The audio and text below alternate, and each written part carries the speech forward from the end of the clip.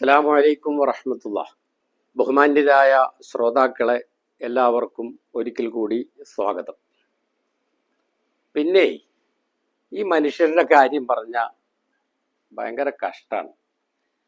വേദങ്ങളും വൈദിക സംസ്കൃതിയും ഒക്കെയായി ബന്ധപ്പെട്ട ആളുകൾ എന്തെങ്കിലും പറയുമ്പോൾ അവയെ ആശയതലത്തിൽ, ആത്മീയ തലത്തിൽ, ദാർശനിക തലത്തിൽ വായിക്കാനുള്ള ഒരു പാകത ഇപ്പോഴും നമ്മുടെ കേരളീയർക്ക് കൈവന്നിട്ടില്ല എന്നുള്ളത് നിർഭാഗ്യകരമാണ്. നമ്മുടെ സിസ്റ്റർ ടീന ജോസ് എന്ന മഹതി നടത്തിയ പരാമർശങ്ങൾ, അവര് ഫേസ്ബുക്കിലോ മറ്റോ എഴുതിയ ഒരു കുറിപ്പാണല്ലോ ഇപ്പോൾ വിവാദമായിട്ടുള്ളത്. അപ്പൊ അവരെഴുതിയത് ഇങ്ങനെയാണ്: അന്നേരമെങ്കിലും ആരെങ്കിലും ഒരു ബോംബെറിഞ്ഞ് തീർത്തു കളയണം അവനെ. നല്ല മനുഷ്യനായ രാജീവ് ഗാന്ധിയെ തീർത്ത ഈ ലോകത്തിന് അതൊക്കെ പറ്റും. ആമേൻ. ആമേൻ എന്നില്ലാട്ടോ ഇതില്, അറിയാണ്ട് പറഞ്ഞു പോയത്. അപ്പോ ഈ വരികൾ കുറിച്ച ആ സിസ്റ്ററെ സംബന്ധിച്ച് ആളുകൾ എന്തൊക്കെയാ പറയുന്നത്? യാതൊരു മര്യാദയില്ലാതെ ചില ആളുകൾ പറയാണ്, ഇവര് ആ കളമശ്ശേരിയിലെ ബോംബ് സ്ഫോടനം നടത്തി, യഹോവ സാക്ഷികളുടെ പരിപാടിയിൽ ആക്രമണം നടത്തി 10-11 പേരെ കൊന്ന മാർട്ടിന്റെ, ക്രൈസ്തവ തീവ്രവാദി മാർട്ടിന്റെ പെങ്ങളാണ് ഇത് എന്ന് വരെ ചില ആളുകൾ കടത്തി പറഞ്ഞു കളഞ്ഞു. അങ്ങനെയൊന്നും പറയരുത്. നമ്മളുടെ പറച്ചിലുകളിൽ നമ്മൾ വളരെ മിതത്വവും സംയമനവും സമചിത്തതയും നമ്മൾ പാലിക്കാം.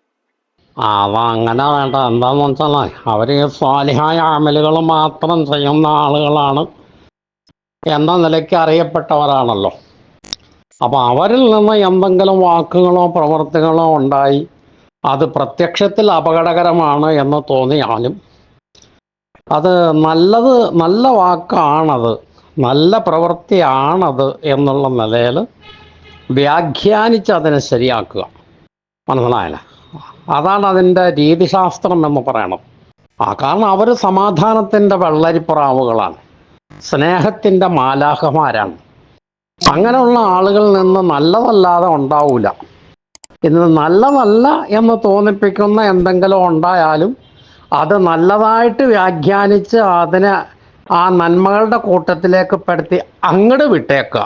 അതാണ് അതിൻ്റെ രീതി. മനസ്സിലായോ? ഒന്നാമതായി, വേദങ്ങൾ പഠിച്ച ആളുകൾ, വൈദിക വൃത്തി സ്വീകരിച്ച ആളുകൾ, പ്രത്യേകിച്ചും സന്യാസിമാര്, സന്യാസിനികൾ എന്നൊക്കെ പറയുമ്പോൾ അത് അവയുടെ ബാഹ്യ അർത്ഥത്തിൽ നമ്മൾ എടുക്കരുത്. അതിൻ്റെ വ്യാഖ്യാനം, ആത്മീയമായ അതിൻ്റെ വ്യാഖ്യാനം, ദാർശനികമായ വ്യാഖ്യാനം, ആശയതലത്തിലുള്ള അതിൻ്റെ വിവക്ഷ എന്താണ് എന്ന് നമ്മൾ നോക്കണം. ഇനി നിങ്ങൾ സാധാരണക്കാരാണെങ്കിൽ നിങ്ങൾക്ക് പെട്ടെന്ന് മനസ്സിലാവാനുള്ള ഒരു ഇക്കിളി ഉദാഹരണം ഞാൻ പറയാം. നമ്മുടെ കുഞ്ചൻ നമ്പ്യാരും ഉണ്ണായി വാര്യരും തിരുവനന്തപുരം ശ്രീ പത്മനാഭസ്വാമി ക്ഷേത്രത്തിന്റെ സമീപത്തുള്ള കുളത്തിന്റെ കരയിൽ ഇങ്ങനെ ബെഡായും നേരമ്പോക്കും ഒക്കെ പറഞ്ഞിങ്ങനെ ഇരിക്കുകയായിരുന്നു. അപ്പോഴാണ് രാജകൊട്ടാരത്തിലെ തമ്പുരാട്ടിയും അവരുടെ ദാസിയും കൂടി കുളിക്കുവാൻ വേണ്ടി കുളക്കടവിലേക്ക് വരുന്നത്. അപ്പൊ കുഞ്ചൻ നമ്പ്യാർ, അപ്പൊ അവിടെ വേറെ ആളുകളും ഇരിപ്പുണ്ട്, എല്ലാവരും കേൾക്ക തന്നെയാണ്. കുഞ്ചൻ നമ്പ്യാര് ചോദിച്ചു, താളിയോല എന്ന് ചോദിച്ചു. അപ്പൊ ഉണ്ണായി വാര്യര് പറഞ്ഞു, നല്ല താളി എന്ന് പറഞ്ഞു. അപ്പൊ കുഞ്ചൻ നമ്പ്യാർ എന്താ ചോദിച്ചത്, ഉണ്ണായി വാര്യർ എന്താ മറുപടി പറഞ്ഞത് എന്ന് കേട്ടിരുന്ന ആർക്കും മനസ്സിലായില്ല. എന്താ യഥാർത്ഥത്തിൽ ചോദിച്ചത്? നല്ലതേത് എന്നാണ്. അതായത് തമ്പുരാട്ടിയാണോ ദാസിയാണോ നല്ലത്? അപ്പൊ ഉണ്ണായി വാര്യര് വളരെ സാമട്ടിൽ മറുപടി പറഞ്ഞു, നല്ല താളി, അതായത് ദാസിയാണ് നല്ലത്. പിന്നെ അവര് ബാക്കി കാര്യങ്ങൾ സംസാരിക്കുകയും ചെയ്തു. അവിടെ ഇരുന്ന മണ്ണുണ്ണികൾക്കൊന്നും മനസ്സിലായില്ല എന്ന് പറഞ്ഞ പോലെയാണ് ടീന സിസ്റ്റർ ഈ പറഞ്ഞത്. വളരെ ദാർശനികമായിട്ടുള്ള ഒരു കാര്യമാണ്. അത് മനസ്സിലാവാത്തത് അവരുടെ കുറ്റമല്ല, നിങ്ങളുടെ കുറ്റാണ്. മനസ്സിലായ? അതായത് കൊല്ലുക, തട്ടിക്കളയുക, തീർക്കുക, ബോംബെറിയുക എന്നൊക്കെ പറഞ്ഞാല് അവയുടെ ഭൗതികമായ അർത്ഥത്തിൽ മെറ്റീരിയൽ ആയിട്ടുള്ള മീനിങ്ങിൽ നമ്മൾ എടുക്കരുത്. അപ്പൊ ഞാൻ പറയട്ടെ, ബൈബിളില് ഇപ്പൊ ഉദാഹരണത്തിന് ഇങ്ങനെ പറഞ്ഞിട്ടുണ്ട്, ശരീരത്തിലെ ദുഷ്ടപ്രവർത്തികളെ മരണത്തിൽ ആക്കുക. എങ്ങനെ? ശരീരത്തിലെ ദുഷ്ടപ്രവൃത്തികളെ മരണത്തിൽ ആക്കുക എന്ന് പറഞ്ഞിട്ടുണ്ട്. ആ റോമർ 8:13 അപ്പൊ മരണത്തിലാക്കുക എന്ന് പറഞ്ഞാൽ എന്താ? കൊല്ലുക, മരിപ്പിക്കുക എന്നാണല്ലോ. എന്ന് പറഞ്ഞാൽ അതിന്റെ അർത്ഥം അങ്ങനെ ബോംബ് വെച്ച് കൊല്ലണമെന്നോ വാളും കൊണ്ട് കൊല്ലണമെന്നോ പിച്ചാത്തി കൊണ്ട് കൊല്ലണമെന്നല്ല. മറിച്ച് ശരീരത്തിലെ ദുഷ്ടപ്രവണതകളെ നമ്മൾ നിഗ്രഹിക്കണം, അവയെ ഉന്മൂലനം ചെയ്ത് അവയെ ഇല്ലാതെയാക്കി നമ്മൾ നല്ല ഒരു വ്യക്തിത്വമായി മാറണം എന്നാണ് ആ പറഞ്ഞതിന്റെ അർത്ഥം. അതുപോലെ ഭൂമിയിലെ അംഗങ്ങളെ മരിപ്പിക്കീൻ എന്ന് കൊലോസ്യർ 3:15 പറഞ്ഞിട്ടുണ്ട്. എന്ന് പറഞ്ഞാൽ എന്താ? ഭൂമിയിലെ അംഗങ്ങളെ എന്ന് പറഞ്ഞാൽ ഈ ഭൂമിയിൽ മനുഷ്യൻ തിന്മ ചെയ്യാൻ പ്രേരകമാകുന്ന പ്രചോദകമാകുന്ന പ്രവണതകളെ മരിപ്പിക്കുക, ഇല്ലാതെയാക്കുക, നിർമൂലനം ചെയ്യുക എന്നുള്ളതാണ്. ഈ ഒരു കോണ്ടെക്സ്റ്റിൽ വേണം ടീന സിസ്റ്ററിന്റെ പ്രയോഗങ്ങളെ കാണാൻ. അത് അങ്ങനെ കാണുന്നതിൽ മനസ്സിലാക്കുന്നതിൽ പരാജയപ്പെട്ട നിങ്ങളാണ് കുറ്റക്കാര്, അല്ലാണ്ട് ടീന സിസ്റ്റർ ഇതിൽ തെറ്റൊന്നും ചെയ്തിട്ടില്ല. ചില ആളുകൾ എത്രത്തോളം പറഞ്ഞു എന്നറിയാവോ?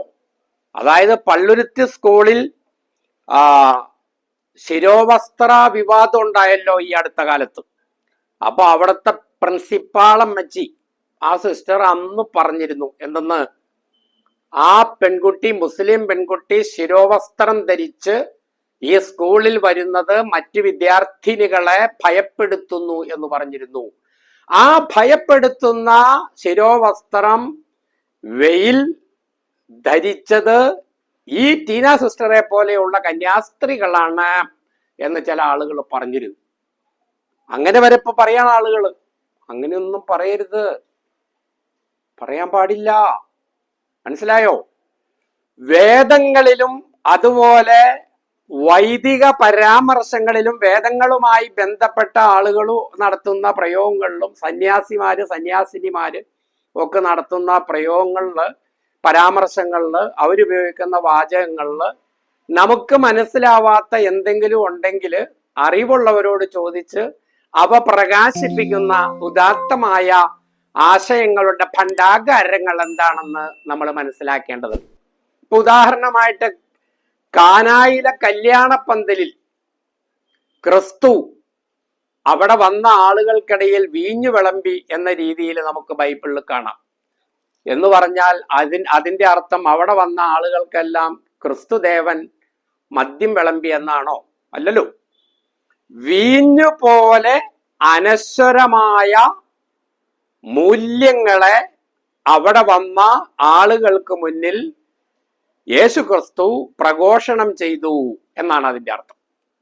അപ്പൊ അവിടെ വീഞ്ഞ് എന്നുള്ളത് ഒരു പ്രതീകമാണ്, ഒരു ബിംബമാണ്. വീഞ്ഞിന്റെ പ്രത്യേകത എന്താ? എത്ര പഴക്കം ചെന്നാലും അത് കേടുവരില്ല. പഴകുന്തോറും അതിന്റെ വീര്യം, അതിന്റെ മൂല്യം, അതിന്റെ ഗുണം വർദ്ധിക്കും. അപ്പോൾ അവിടെ വീഞ്ഞു വിളമ്പി, കാനായിലെ കല്യാണപ്പന്തലിൽ യേശു ക്രിസ്തു വീഞ്ഞു വിളമ്പി എന്ന് പറഞ്ഞാൽ വീഞ്ഞു പോലെ അനശ്വരമായ, പഴകുന്തോറും മൂല്യം വർദ്ധിക്കുന്ന, വീര്യം വർദ്ധിക്കുന്ന മൂല്യങ്ങൾ, ധാർമ്മികതയുടെ പാഠങ്ങൾ, ആത്മീയ മൂല്യങ്ങൾ യേശു ക്രിസ്തു അവരെ പഠിപ്പിച്ചു എന്നാണ് അതിന്റെ അർത്ഥം. ഇതുപോലെയാണ് നമ്മുടെ ടീന സിസ്റ്റർ പറഞ്ഞത്. അത് മനസ്സിലാക്കാതെ അവര് വധാഹ്വാനം നടത്തി, കൊലപ്പെടുത്താനുള്ള ആഹ്വാനം നടത്തി, തീവ്രവാദ പരാമർശം നടത്തി എന്നൊക്കെ പറയണത് ശരിയാണോ? ബൈബിളിലെ ഇത് നമ്മളെ ഈ ബിബ്ലിക്കൽ ലാംഗ്വേജ് എന്ന് പറയുന്നത് ഒന്ന് പ്രത്യേകം തന്നെ പഠിക്കണം. മനസ്സിലായില്ലേ? അതായത് ബിബ്ലിക്കൽ ലാംഗ്വേജ്, അതിലുള്ള പ്രതീകങ്ങൾ, അതിലുപയോഗിച്ചിട്ടുള്ള ബിംബങ്ങൾ, അതിലുള്ള മജാസിയായ ഇസ്തിഅമാലാത്ത്. ഇനി മൊയ്ലിയാക്കന്മാർക്ക് തിരിയാനാണെങ്കിൽ അങ്ങനെയും കൂടി പറഞ്ഞേക്കാം, കിടക്കട്ടെ. മനസ്സിലായോ? അത് നമ്മൾ പഠിച്ച് അതിനെ തഅ്വീൽ ചെയ്ത് തഫ്സീർ ചെയ്ത് വേണം നമ്മൾ മനസ്സിലാക്കാൻ. അവൾ കലക്കി തന്ന പാനപാത്രത്തിൽ അവൾക്ക് ഇരട്ടി കലക്കി കൊടുപ്പിൻ. അവൾ തന്നെത്താൻ മഹത്വപ്പെടുത്തി പുളച്ചേടത്തോളം അവൾക്ക് പീഠയും ദുഃഖവും കൊടുപ്പിൻ എന്ന് വെളിപ്പാട് പുസ്തകം 18 പറയുന്നു. അപ്പൊ അവിടെയൊക്കെ കലക്കി കൊടുക്കാൻ പറഞ്ഞു.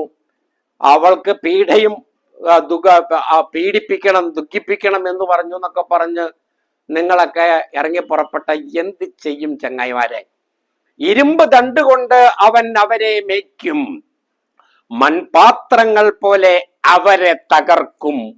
വളരെ തീവ്രവാദപരമായിട്ടുള്ള, വളരെ ഭീകരമായ, വളരെ പ്രകോപനപരമായ, വളരെ അക്രമോത്സുകമായ പരാമർശങ്ങളായിട്ട് നിങ്ങൾക്കിത് തോന്നാം.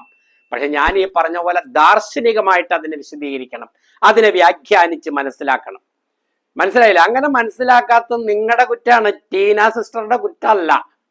ജാതികളെ വെട്ടുവാൻ അവന്റെ വായിൽ നിന്ന് മൂർച്ചയുള്ള വാൾ പുറപ്പെടുന്നു. എങ്ങനെ? ജാതികളെ വെട്ടുവാൻ അവന്റെ വായിൽ നിന്ന് മൂർച്ചയുള്ള വാൾ പുറപ്പെടുന്നു. ഈ വാള് എന്ന് പറഞ്ഞാല് സൗദി അറേബ്യയുടെ പതാകയെ കാണുന്ന വാള് പോലത്തെ വാളാണെന്നൊക്കെ നിങ്ങൾ അങ്ങ് പറഞ്ഞാൽ എങ്ങനെ ശരിയാണ്? അങ്ങനൊന്നും പറയരുത്. ഇവരാരാ? ഇവരെന്ന് പറഞ്ഞാൽ വൈദികമായിട്ടുള്ള ഉൾസാരങ്ങളുടെ, പൊരുളുകളുടെ അന്തസത്ത അകക്കാമ്പ് മനസ്സിലാക്കിയ ആളുകളാ. അവരെന്തെങ്കിലും പ്രസ്താവങ്ങൾ പറയോ എഴുതോ ചെയ്യുമ്പോ നിങ്ങൾ വായിക്കുമ്പോ നിങ്ങളുടെ നിലവാരത്തിലായി പോണ സിസ്റ്റർ ഉത്തരവാദിയല്ല. പിന്നെയുണ്ട്, അവൻ രക്തം തളിച്ച ഉടുപ്പ് ധരിച്ചിരിക്കുന്നു, അവന് ദൈവവചനം എന്ന് പേർ പറയുന്നു. ആര്? രക്തം തളിച്ച ഉടുപ്പ് ധരിച്ചിരിക്കുന്ന ഇയാളെ. നിങ്ങൾക്ക് മനസ്സിലാവാത്തതിന് ഇപ്പൊ ഇത് എഴുതി വെച്ച ആൾക്കാർ, ഇത് പാരായണം ചെയ്യുന്നവരെ, അതിൽ നിന്ന് പ്രചോദനം ഉൾക്കൊണ്ടുകൊണ്ട് ഇതുപോലെയുള്ള സ്നേഹമസരണമായ പരാമർശം നടത്തുന്നവരെ നിങ്ങൾ തെറ്റിദ്ധരിക്കണേന് ഞാനിപ്പോ എന്താ കാട്ടണേ? വേറെ ഒന്നും പറയാനില്ല. നിങ്ങൾ ആൾക്കാരെ പറ്റി നല്ലത് മാത്രം വിചാരിച്ച് പഠിക്കും. അവര് സ്നേഹത്തിന്റെ പ്രവാചകരാണ്, പ്രവാചകികളാണ്. അവരെ കണ്ടാൽ തന്നെ നമുക്കൊരു സമാധാനവും ഒരു ആശ്വാസവും ഒരു ദൈവബോധവും ഒക്കെയാണ് ഉണ്ടാവുന്നത്. അത് അങ്ങനെ തന്നെ തുടർന്നോട്ടെ. അതിൽ നിന്ന് വ്യതിചലിക്കേണ്ട, വ്യതിചലിപ്പിക്കാനുള്ള ശ്രമങ്ങളെ നമ്മൾ സമ്മതിക്കുകയും ചെയ്യരുത്. എല്ലാവർക്കും നന്ദി, നമസ്കാരം.